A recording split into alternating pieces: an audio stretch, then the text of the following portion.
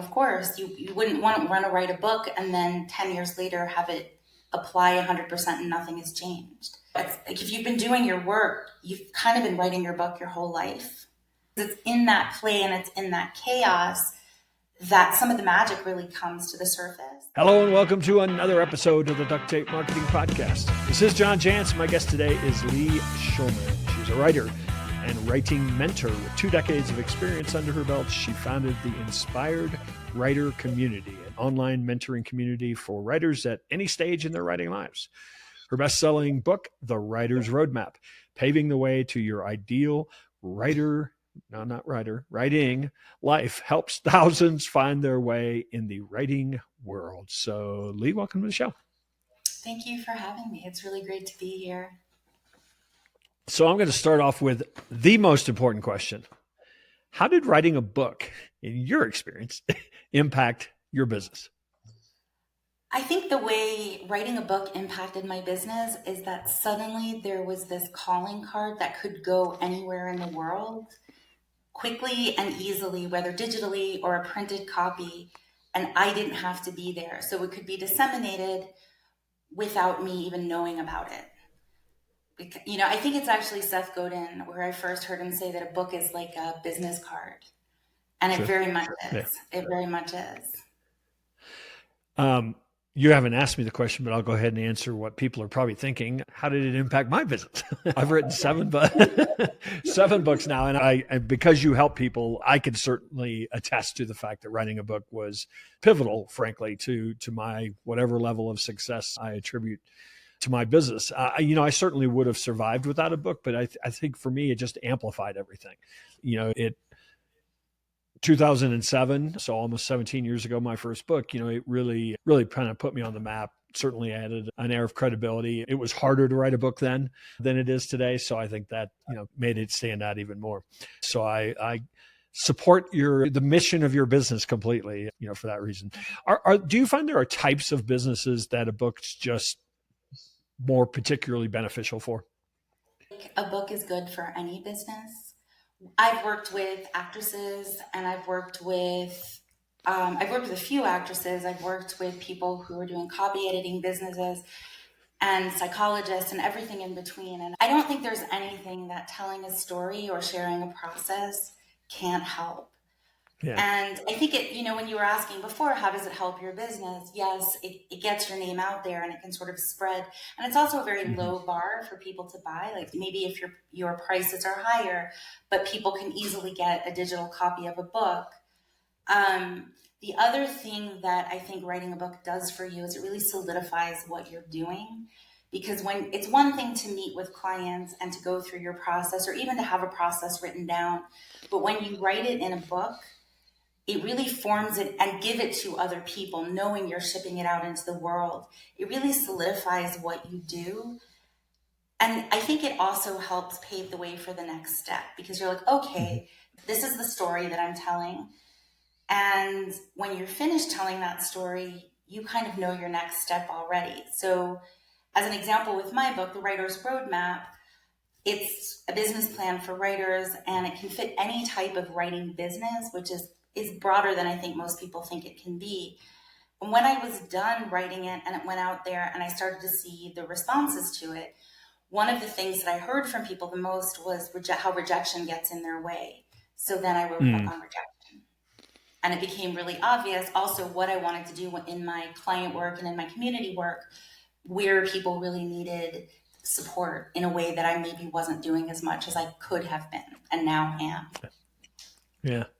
That's probably not talked about that much. I think I have a lot of author friends and a year after their book has been out, they're like, oh, there's so many things I would now put in the book, knowing what I know now. And obviously I have a good friend, David Meerman Scott. I think he's on his 9th edition of the new rules for marketing and PR. So I guess you go back and rewrite.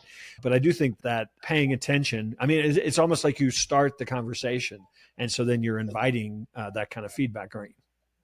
I think that's a really good point. I think we often think of books as these sort of static things.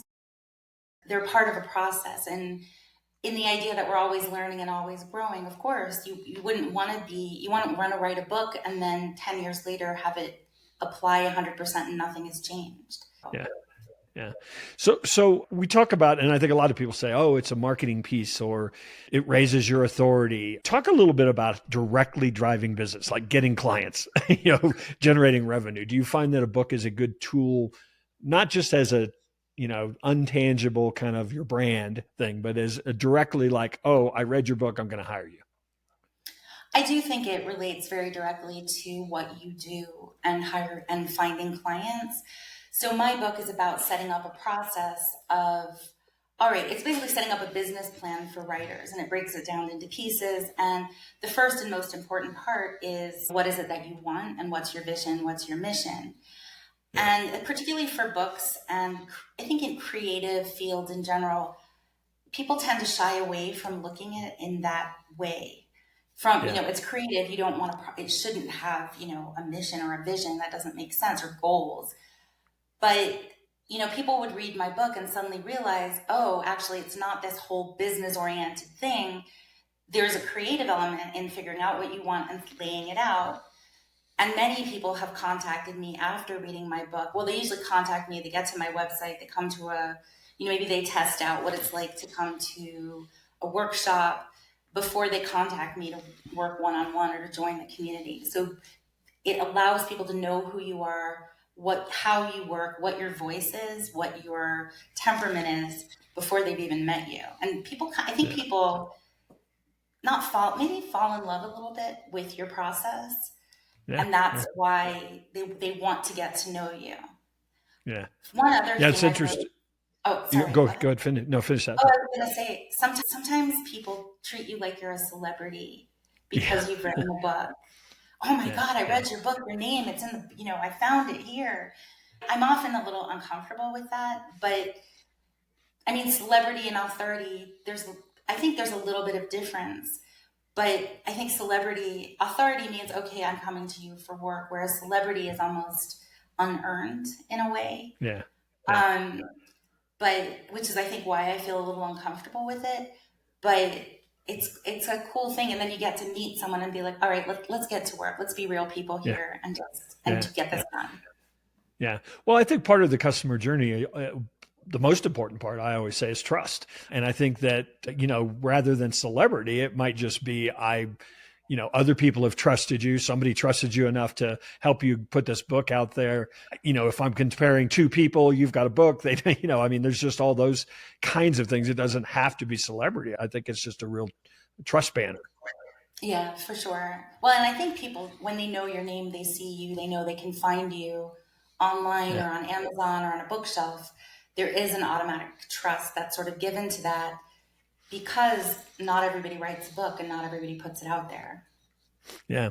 Well, one of the things you said early on in that last answer was this idea of there's lots of reasons to write a book, but you just have to have one, right? I mean, there has to be, the goal. Is it to make money, on my book? Is it to raise my authority or to help people know that I stand for X, as opposed to, is it to get me business? And I had an editor a long time ago, I think it was on my second book, David Moldauer is his name. He's still out there editing for various publishers. And he said, what, first question he asked me is, what's the one thing you want somebody to do, after they read this book? And I was like, I don't know. He said, well, you got to get clear on that first. Then we can start talking about what should be in the book. And I think I still today think that's brilliant advice. No, 100%. I'm very big on one sentences, one sentence mission statement. I call it the about of your book, where what is it that you want your audience to understand and feel when they're finished reading your book? That moment where you sort of sit down, when as a reader, you finish reading and you're like, oh, I see things a little differently now. And then figure out, well, what is the next step? So, I work with people with fiction and nonfiction. So fiction is usually, it's different than nonfiction in terms of how that one sentence affects people. But, with a nonfiction book, a nonfiction tends to be very process driven, which makes it easier to write in a lot of ways. And I read this online recently where, people who think, oh, I can't write a book, oh, it's going to be too big. It's like, if you've been doing your work, you've kind of been writing your book your whole life.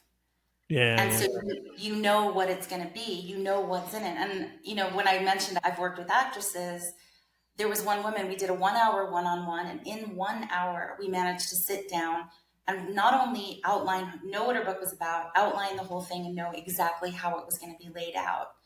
So, and you said in terms of people writing books, I think at base, I believe most people want to write a book and have a book yeah. in them and have the ability to write it. All Yeah, people. I've seen research that, something like 89% of, people surveyed, have at least expressed some desire to write a book. Yeah, it's crazy. Yeah. Yeah. So you mentioned fiction versus nonfiction, and I think in the context of my listeners, we're probably talking mostly about nonfiction, but I'm curious your take on it. They're very different. So like, are they different people? I mean, I saw recently James Patterson is going to write a nonfiction book. And, I'm wondering is like a lot of people, I mean, successful nonfiction writers, can they be fiction writers as well? Or is it really a whole different brain? As far as I'm concerned, people can write both. I actually gave a workshop recently, and it's a how to plan your book workshop.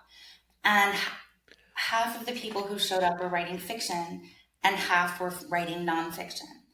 And usually it's all fiction, the people who come to that. So as I was going through it, I just made sure to apply it to both for the people who are writing nonfiction. It's slightly different. Like I said, fiction it's story driven, Yeah. whereas nonfiction is process driven. But because nonfiction, there's always a story in it. If you're Yeah. talking about a character, there's still a character in a nonfiction book, but the character is the author or the examples that you give or the person that you're writing for. So Yeah. you're always relating to people on a story and arc. So, we talk about the arc of the story. Both have an arc. The arc might be a little different and the impact on the characters or the people in it are a little bit different, but it lays out relatively similarly. Yeah. The part I always, I when I retire, I'm going to, I keep telling people, threatening my wife, I'm going to write a fiction book. And Do the it. part that I'm always so drawn by the fiction books that I really like, the part that always sucks me in is dialogue. Mhm. And to me, I always find, I look at that and I go, how do they do that? That, all I do is I go out and I do something and I write about how I did it.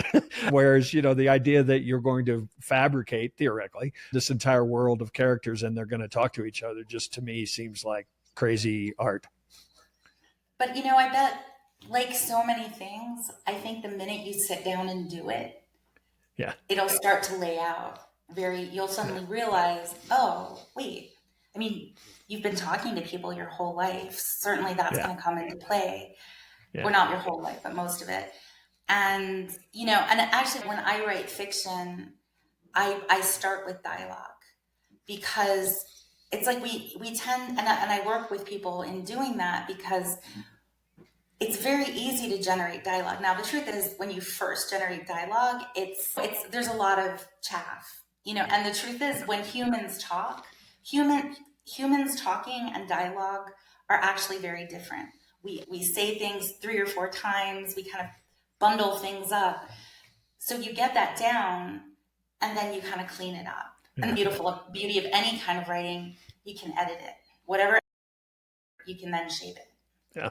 So this plays right into really your business model. But I mean, I was going to ask you a question that's a silly question for you to answer. So I'll sort of tee it up as though I know how you're going to answer it. Does every writer need a coach? I mean, not every writer, but I mean, is it a really good idea? I mean, I've never written fiction before. The idea that I'm just going to go out without any coaching, without any practice, doing it and write a bestseller is pretty crazy, right?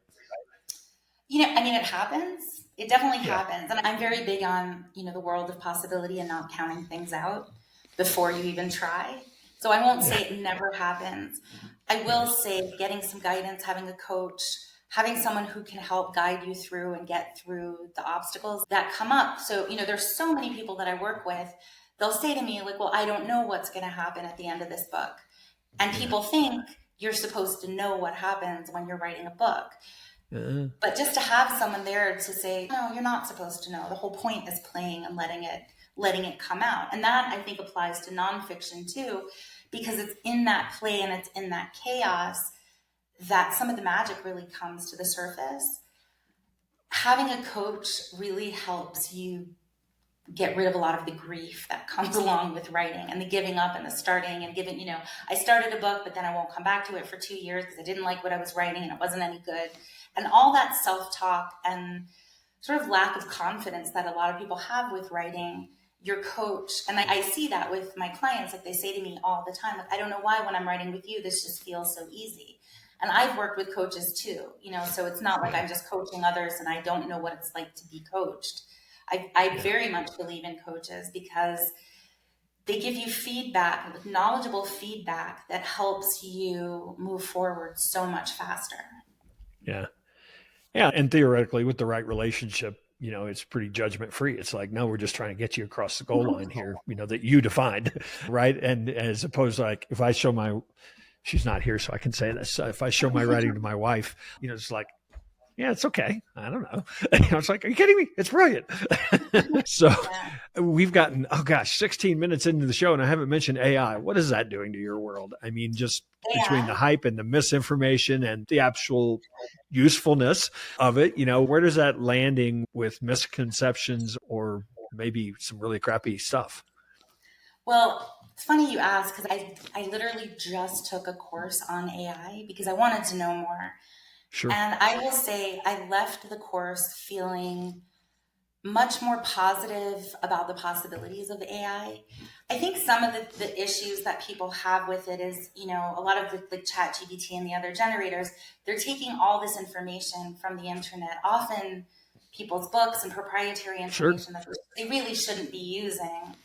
And recently there was a publishing house or there was some group who had a law change or something.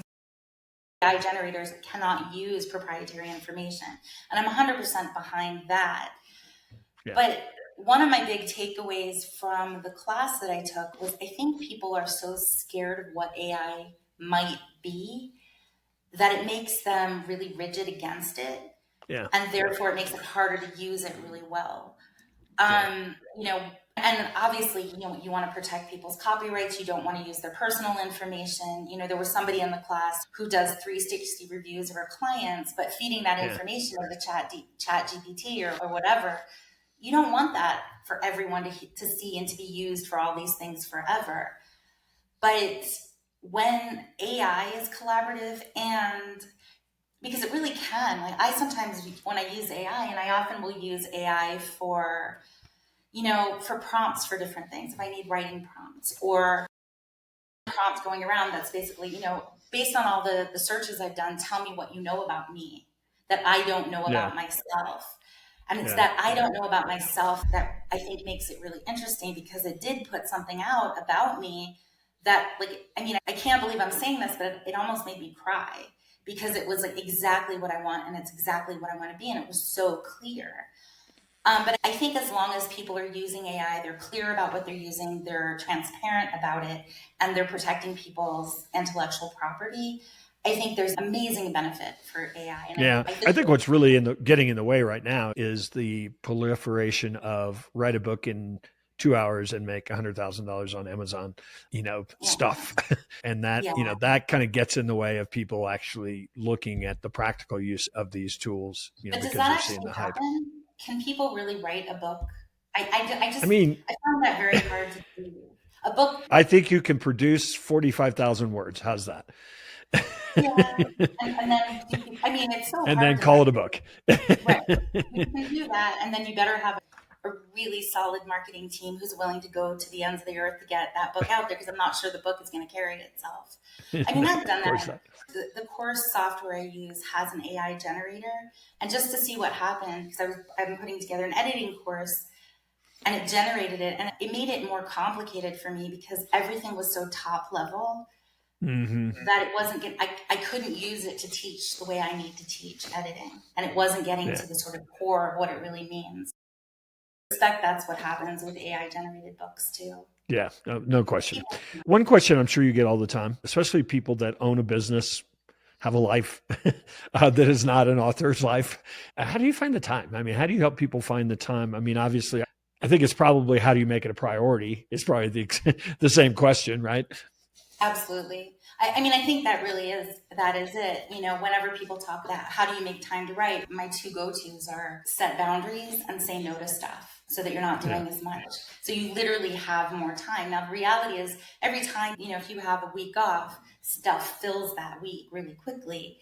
But if you're intentional and say, all right, I'm going to work on my book this much, Yeah. and then continue to move forward. I mean, writing a book is like so many other things, just one step at a time. You just have to take that next step. Be aware that there might be chaos. You might sit down one day and amazing, brilliant, 20 pages, and you may sit down the next day and you're sitting there messing with a paragraph all day and isn't quite what you want. And I think getting used to that your time may not always be used in the way you think it will. As long as you set it aside and use it, you will write that book. Yeah. Yeah. I know. I just would always say I'm going to every day write 1,000 words. And sometimes 1,000 words were really hard. Sometimes I'd look up and I'd written 5,000, but it was just the fact that I made myself sit down and start because I'm the kind of writer that it takes me 20 minutes of fussing to start to like the keys going, and so I know if I just do it, if I just commit to it, then the fussing will be over. I'm not one of those people that go, oh, I've got a half-hour break here. I'll, slam some stuff in. I have to have chunks. That makes sense. And I mean, I feel like, most of the people I work with need that entry time where you're just kind of spewing stuff out and letting get past the junk and the whatever you're thinking about to get to the actual writing part. I think it's easier to just sit down and do 30 minutes for me anyway, when I'm further along in the book writing process.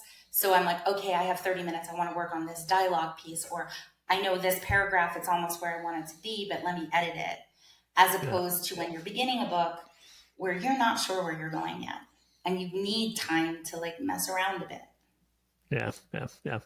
Well, Leigh, I appreciate you taking a moment to stop by the Duct Tape Marketing Podcast. Is there anywhere you'd invite people to connect you and find out more about certainly the Writer's Roadmap book, but also the work that you do with writers? Sure. Well, there's two places that I generally send people. The first one is specifically for podcasts. And so it's leishulman.com/podcast. And there's a form there. So if people go there and you have a book idea or you want to connect over something, just fill out the form. Tell me about yourself. I love hearing people's stories about their books. And so people, I'm sorry, I went on forever. I love it when people do that. You can send that in. And then the other place to check is Instagram. And I'm the Leigh Shulman in Instagram. And that's sort of my main place on social media where I have all the information about the projects that I have and I talk about writing, and I will always write back to you if you send a message or leave a comment. Awesome. Well, again, I appreciate you stopping by, and hopefully, I don't know when I'm getting to Argentina next, but hopefully I'll run into you one of these days out there on the road. Sounds good. Good plan.